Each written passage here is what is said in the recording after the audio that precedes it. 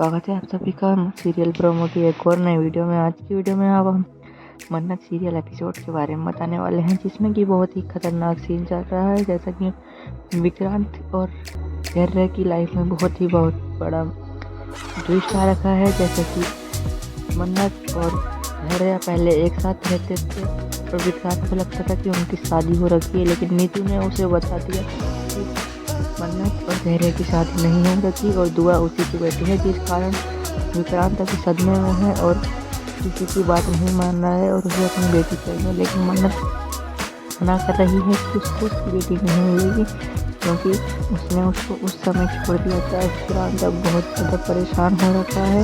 मन्नत का कुछ नहीं पता, अभी आने वाले ट्विस्ट में कुछ भी हो सकता है। मन्नत विक्रांत के साथ भी रह सकती है और धैर्य के साथ भी।